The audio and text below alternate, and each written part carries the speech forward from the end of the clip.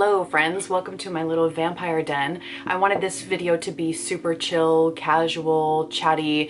It's going to be more podcast style, so there's not really going to be anything visually up on the screen other than me talking, so feel free to put me on in the background as you cook, do laundry, work, whatever it is that you want to do. I just want to hang out, so I hope that you're willing to hang out with me because today I want to talk about failures in my past. I want to talk about occult rituals that I've done that have not really gone well, but I also want to talk about the wisdom that I acquired from those various scenarios, and I would like to impart that wisdom onto you so that hopefully you don't make the same mistakes I did. There is a tag going around, so Benta, one of my content creator friends, the Norse Witch, they created this tag called Fail Tales, and the hashtag itself is supposed to be the content creator talking about things that they're not necessarily good at in an attempt to kind of dispel this, I don't know, facade that we all have it together. Because when you see somebody online with these beautiful aesthetic Instagram photos or you watch someone's YouTube videos, it may look like they have it all together when in reality that's not the case. So the whole point of the hashtag was to really kind of expose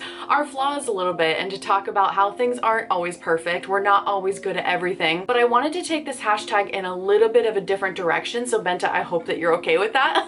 But I wanted to talk about failed occult rituals because I have a lot to say on this subject and it kind of goes into fail tales. So I'm just gonna roll this under that hashtag. So strap in, this video is gonna be super chill and just basically one long story time.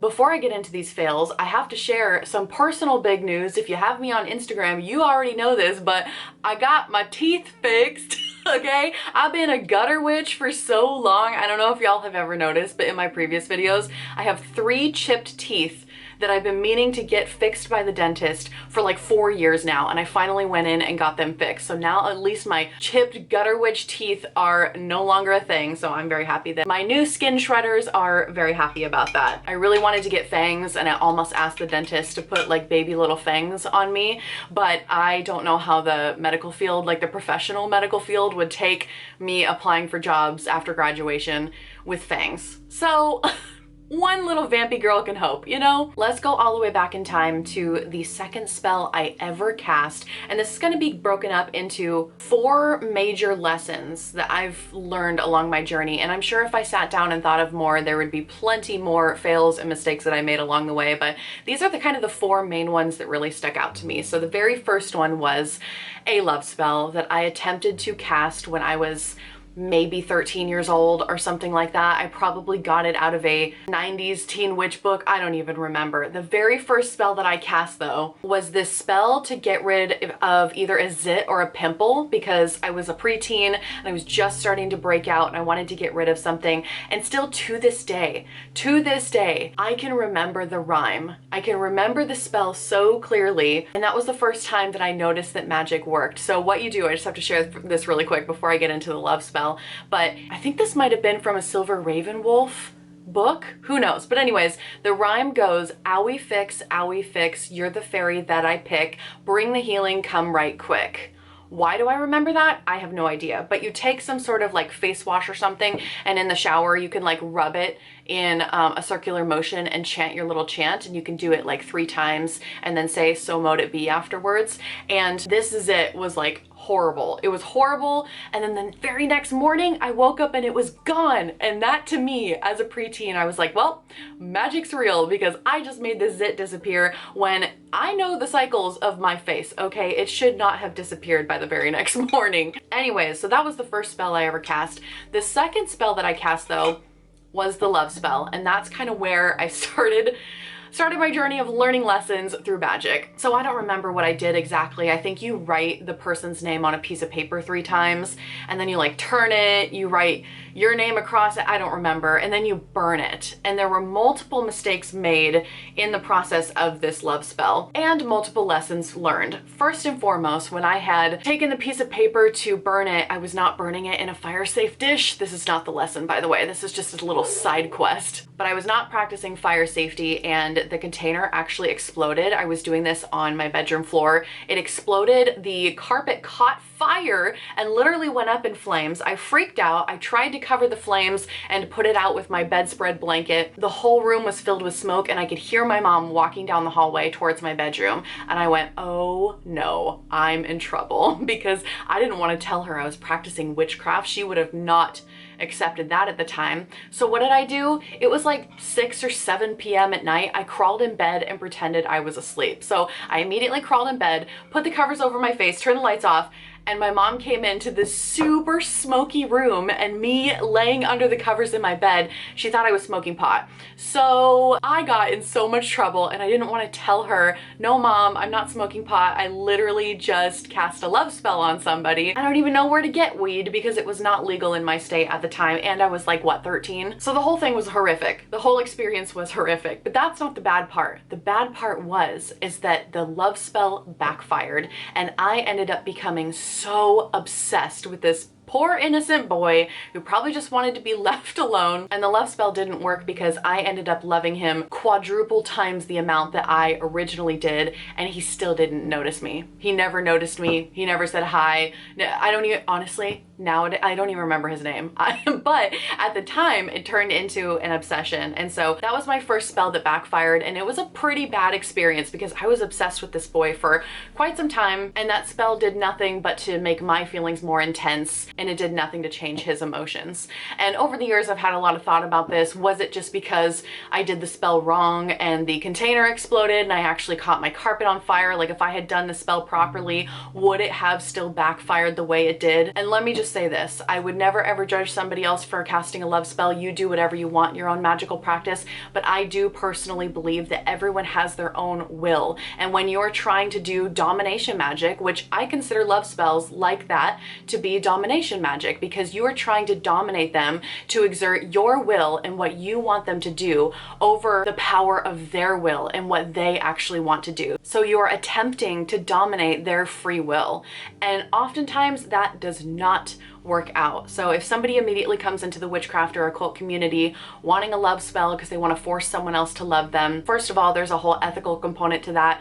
Do you even want to be with somebody that you forced to love you? Because it's probably not going to be real love in the first place. And second of all, there's such a high rate of backfires. Every person I've ever talked to that has ever done a love spell like that, there isn't a single person where it has actually worked out in their favor. And there are always consequences that come from that kind of work that maybe you didn't see in the moment, and it's just not worth it. Lessons learned, the very basics of fire safety, and that was my first introduction to free will. And I have a video on my channel that really goes deeper into free will, whether I believe we have it or not. I don't necessarily prescribe to the idea of free will in a philosophical sense, but I do believe that every individual has will, and doing any kind of domination magic where you're trying to assert your will over someone else's will to manipulate them or influence them to think, feel, act the way you do is incredibly difficult, and it often comes with consequences if you're not careful. It is much more effective to do spell work on yourself, to maybe do an attraction spell or maybe even a glamour spell to make yourself appear more desirable to suitors or to attract the right type of person to you, rather than to target a specific person to make them love you. The next big lesson that I learned was kind of a combination of a bunch of different things. So I don't even know what I'm really going to call this one. It kind of has a theme, but it kind of has so many different elements to it. When I was in my 20s, there was a point where I was learning how to lucid dream for the first time, because I was always able to lucid dream. I was just never able to do it on command, and I wasn't very good at it. I couldn't maintain a lucid state when dreaming. And when I learned that you can improve your lucid dreaming skills and you can lucid dream on command and control your environment a little bit better, I became obsessed with it. I did so much work with lucid dreaming to the point where I almost hit a spiritual psychosis, because when I was awake, I was losing grip of reality. I wasn't sure what was real and what was not real, because in my dreamland, I was so consciously aware of what was happening that when I woke up, I wasn't really getting good quality sleep anymore. I was not taking care of my physical body at all. And I felt like I was in a trance state even when I was fully awake and not in that dream state anymore. And the lines got so blurred. And that kind of started me down this journey of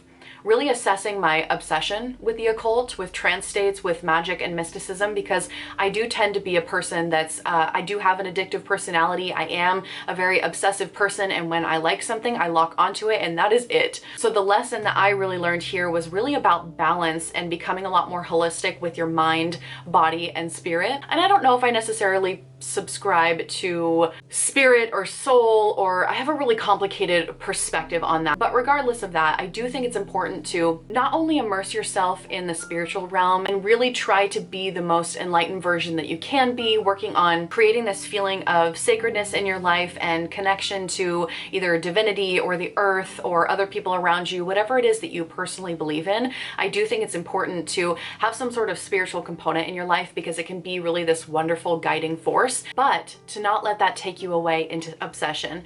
And I really ignored this advice for a really long time, getting into the physical and the mental, but I do think it's very important in order to become a really effective occultist. We have to be immersing ourselves in the physical world as much as the spiritual world. If we don't have a balance, it can lead you down a road of spiritual psychosis so fast. I've met quite a few people that are not necessarily as grounded in the physical world anymore, and honestly, it seems like they're a bit fried. They have spent so much time working with spirits and being in trance states and other dimensions that they are not tethered to this physical world at all. And it's really not good for this vessel that we're in. I know I've given this advice before to beginners, but really planting your feet in the earth, going outside barefoot, sticking your feet in the dirt, physical exercise is important, paying attention to what you eat. Nutrition is so important. Your macronutrients, your micronutrients. Go out and truly experience the physical world, and do not obsess in your room alone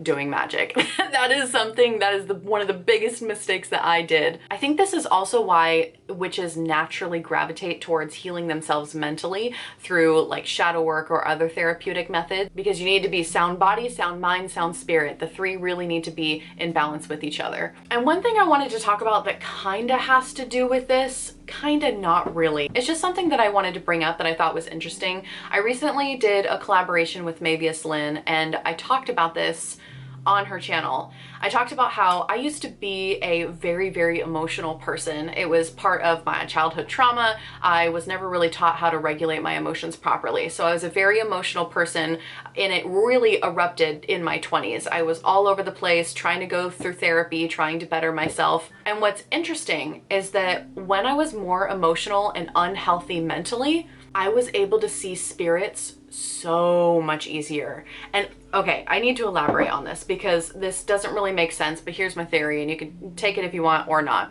When I was really emotional, it was so easy to see spirits out of the corner of my eye, or to go into trance states, altered states of consciousness, whatever we want to call them, tap into my psychic abilities as well. And you'd think that'd be a good thing, right? Like, you would think that that would be a great thing, but it gets to a point where you need to shut it off. You need to shut it off to stay sane, or you're dipping towards that territory of spiritual psychosis. And I hear so many people all the time talking about how they wish they could just shut their abilities off for a second, because it does become really exhausting. Yeah, it's cool to talk to spirits until it's every single day and you're trying to work at your day job and you're so exhausted from all this spiritual input.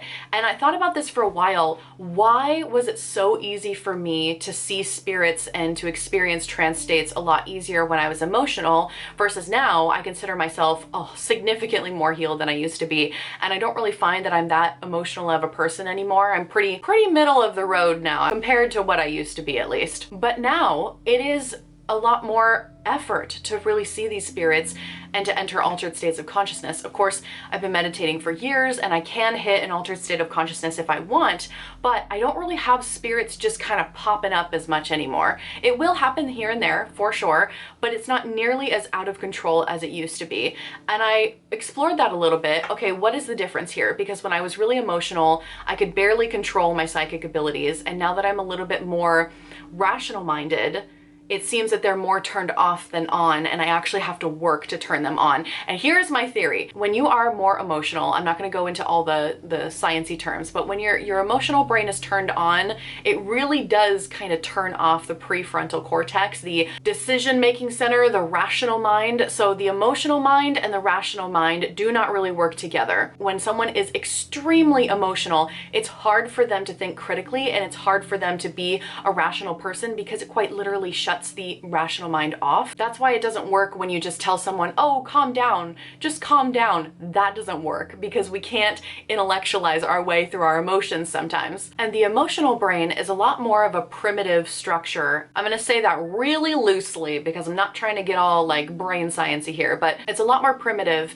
than the prefrontal cortex that is the rational decision-making center. And I think when we get into our more primitive selves, where we're going back to instincts and raw primal emotions and things like that, it's easier to slip into altered states of consciousness. Whereas when you're critically thinking, when your prefrontal cortex is on, live, you're rational, this particularly applies to people that are overly critical thinkers. It's harder to get into trance states to see anything beyond because your critical mind, your rational mind, is trying to filter those things out because those things don't really make sense in the reality that we experience, and they don't pass the reality threshold that our brain has set for us. And I've talked about this a lot in my brainwave states video, in my meditation video, in other videos for beginners. I've talked about this reality threshold and how we can kind of bypass that in order to tap into our psychic abilities, experience spirits. The prefrontal cortex is very necessary, yes, the rational brain. It's so important for our survival, but it does kind of interfere with psychic abilities and the spiritual realm. And so when we're emotional and we're in that more primitive side of our brain and it shuts off the rational mind, we can experience these things a lot easier. So I just thought it was really interesting. You know, maybe I'll call this whole section spiritual psychosis because although, again, I did experience more spirits and a heightened psychic self when I was a lot more emotional and less healed, it was not a pleasant experience. I don't want people thinking that they should turn off this video and go try to make themselves incredibly emotional in order to see spirits. That's not the point I'm trying to make here. I think being sound mentally is really, really important. But for those people that are a little bit more critical and less emotional, it may take a little bit more work. But it's worth it because you are of sound mind and you're able to stay grounded and rooted in the physical realm and not be carried away and swept up into spiritual psychosis like we've been talking about. This is a long rambly rant, and there's many other things that have kind of played into my ability to assess my mental, physical, and spiritual health, but the lucid dreaming is really what kind of started me on this journey of realizing how important it actually is to connect to your physical body. I was always someone that was way more mental and spiritual. I mean, it took me a long time to get reattached to this physical body. And I know a lot of spiritual people like that, where they're so spiritual or so intellectual, but then they completely neglect their physical bodies. And since changing that for myself, it really does make a massive difference in my experience, the effectiveness of your magic. And this kind of leads into another rambly point in this whole category. We just had a very similar conversation in my Discord server. We're currently reading Initiation into Hermetics. And in the very first section that we're reading, it talks about diet. And so we're kind of discussing that now. I've always had an interest in nutrition, but I never thought that it would affect the mental and the spiritual until really in the last, I don't know, 5 years or so, I really started to pay a lot more attention to it. And not just diet, but physical health in general, just taking care of your body. And I'm not saying that people can't practice magic when they're sick. You know, there was that whole thing going around for a long time where women can't practice if they're menstruating. You shouldn't practice when you have any sort of ailment. Well, let me just say, as a chronic illness girly here, as someone with an autoimmune disease, I don't ever want to discourage somebody from practicing because they have some sort of physical ailment that's bothering them. I think that you can still do magic regardless. However, I do believe that our body has a finite amount of energy, and I wanted to talk about this a little bit further as well. So for a very watered down version, let's pretend that you have arm pain, and this is kind of something similar that I said in the Discord server. Let's pretend you have arm pain. You broke your arm or something, or you scraped it up or something. If you're sitting down to do ritual, it's going to be really hard to concentrate when all of your pain receptors are going straight to your arm, it's throbbing, and it's telling your brain, hey, this hurts, we need to heal it, we need to fix it. It's going to be so difficult to get into a trance state relaxate and to meditate when you are physically feeling discomfort. And so if you were to fix the arm and heal your arm and then sit down to do the ritual, you're going to be a lot more effective because you have a lot more energy that you can spend towards the actual ritual. When your arm is sitting there throbbing with pain and your pain sensors are like, hello, we need to fix this, part of your energy is going to your arm and it's not going to the actual ritual. And I do believe, and most people believe, that we have a finite amount of energy and that we only have so much energy that we can spend in our bodies at any one particular time. And so that's why when you're sitting down to do ritual, it's so important to tap into external energy sources, such as grounding with earth energy and then drawing that earth energy up to do a ritual, connecting to the cosmos and drawing down celestial energy, invoking or evoking spirits to have the spirits do the work for you. I've got a whole video on, I think it was like 7 different energy sources or something, but it's important to tap into these different energy centers so that you aren't expending your own personal energy in the ritual. Otherwise, that becomes way too exhausting. You've got to have some sort of energy supply coming from somewhere other than yourself. I remember when I was more of a beginner and I was practicing a lot and I was only using my own energy to do rituals. And I was so tired after the ritual. Oh my gosh, I was exhausted because I wasn't grounding. I wasn't drawing upon earth energy. I wasn't drawing down celestial energy. I wasn't calling in anybody. I was doing it all myself and I was wiped out. So if you're feeling that way, I'm going to link my video down below for energy sources so you can pick a different energy source other than yourself. But trying to be the healthiest version that you can be physically so you can perform mentally and spiritually is important. And there's so many cultures that have historically used fasting or certain diets to help them enter trance states a little bit easier.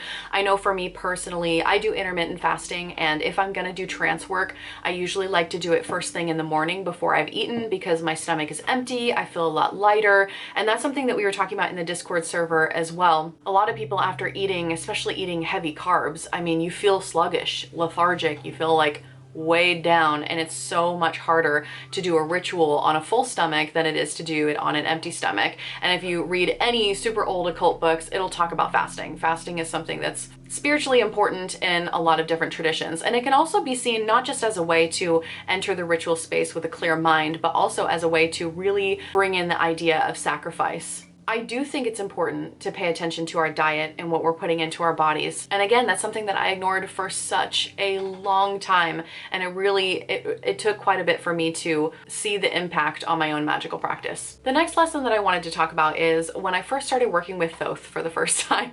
If you've been on my channel for a while, you likely remember there was a video I did where I forgot what the title was. It was something like, I worked with Thoth for 6 months, or my 6-month journey starting with Thoth. I don't remember. It was a video that discussed the first 6 months of me trying to work with Thoth and what that experience was like. And if you watch that video, you will see that at first he had no interest in working with me. And it took quite a bit for me to get him interested in having any sort of relationship. And you'll even see in the comments that there are some comments that told me that I should not have pushed the situation, that I should have just left it alone, that I should have not kept going after Thoth when clearly he was not interested from the start whatsoever. Because a lot of people believe that things should just come easy, should just come naturally, and if you get a no, then you should respect that no and walk away. And I think that's a very valid perspective. However, my intuition was telling me that this was the very first test. This was the very first test from Thoth. He wanted me to prove my level of dedication to him. And so when he was telling me no continuously, I was getting this intuitive hit that I should keep going, that I should persevere. And ultimately, by the end of that video, you'll see that I did develop a relationship with Thoth, and the relationship has only exponentially deepened over the past year. I've been working with Thoth for about a year and 3 months now, I think it's been. And unfortunately, because of spiritual contracts, I'm not able to really share what has been going on with my relationship with Thoth, but I can say that I am fully dedicated to Thoth now. Some of the stuff that he's done for me has been so incredible. It has been one of the most meaningful spiritual relationships I think I've ever had. And I've worked with lots of spirits here and there, This one is unlike anything else. And I'm so glad I listened to my intuition. And I'm so glad that I didn't listen to people in the comments telling me that I should practice a certain way or that I should adopt their perspective or whatever it is, because I get those comments on my videos quite a bit where people disagree with my methods or they disagree with what I'm doing in my practice. Ultimately, people only see a very small piece of my practice online for a reason. There are certain things I just can't share online, and it's only natural that people would watch this video or any of my other videos on YouTube and make assumptions about me or make assumptions about my magical practice and then try to insert their opinions on that when they don't know the full story and they don't know everything that went into it. So that was another lesson for me. I'm so glad I stuck to my guns and I stuck to my intuition and continued pursuing Thoth, because I knew he was testing me. I knew right out of the gate he wanted me to prove myself to him, and then I did, and he has helped me accomplish way more than I ever thought I would. Like I said beforehand, out of all the spirits I've worked with, he has been the most magnificent. Speaking of spirits, I want to talk about seances a little bit because, oh, have I learned a lot. Have I learned a lot with seances, and I kind of want to talk about it a little bit. So I've been in some seances with a group of people multiple times, mainly with my coven, but also once outside of my coven, and then I've also done a seance with myself and like one other person a few times. So I've definitely done quite a few seances at this point. And there was this one seance that I did. It was one of the very first seances that I was ever a part of, and I had brought a ring. No, you know what? It wasn't one of the very first few. Towards the beginning of my seance career, let's just say. So I was with my coven, and I had brought a ring from an ancestor of mine. My dad had given me a ring that belonged to, you know, great-great-grandmother situation, whom I did not have any sort of relationship with, but I wanted to establish a relationship with them. And so I had her ring and I brought that into the ritual space. However, I was also kind of open to anybody that wanted to show up. Mistake number one, clearly state who it is that you are wanting to allow into your space and making sure that you are not just being open to literally anybody that wants to show up, unless you want a really exciting time, which, you know, sometimes I like that too. Who am I kidding? I just love it when spirits show up in general. So that ancestor that the ring belonged to actually did not show up at all, but I had a different ancestor show up that I was not prepared to receive messages from. So I just thought it was a really interesting situation, and it turned out fine. It turned out totally fine, but without giving too much away about that seance, because I don't want to share other people's information that they may not want me to share. But we did also have a coven mate that did not want to talk to one of her ancestors. Absolutely not. There was bad blood there, did not want to talk to this ancestor. And lo and behold, guess what ancestor showed up in the seance? That person. We attempted to kick that spirit out of the space so we could try to talk to other people for this coven mate, and it was just a super persistent spirit. So really what I've learned with seances is to be very, very specific. So you can do this a couple different ways. When you're casting a circle, when you're casting sacred space prior to the seance, by the way, cast a circle or cast some sort of sacred space before you do a seance. And when you're doing that, you can state around the perimeter that you are only allowing such and such spirits into the space and that no other spirit is welcome. One of the more effective methods that I've really utilized recently is inviting a gatekeeper spirit to the seance. So a gatekeeper spirit is somebody like an ancestor or a trusted advisor, a trusted guide, a spirit that you already have a relationship with that you really trust, and ask them to be the gatekeeper. And the gatekeeper is kind of like a bouncer. So if there are other spirits coming into your space or attempting to come into your space that you don't want there, the gatekeeper can just kick them out. You can also call on any protective deities that you may be working with. You can call on Archangel Michael. That's another option for you. Just some sort of spirit that can act as a bouncer to really kick anything out of your space that you don't want to. So be precise, cast a circle or cast some sort of sacred space prior to the seance, have some sort of gatekeeper there for you,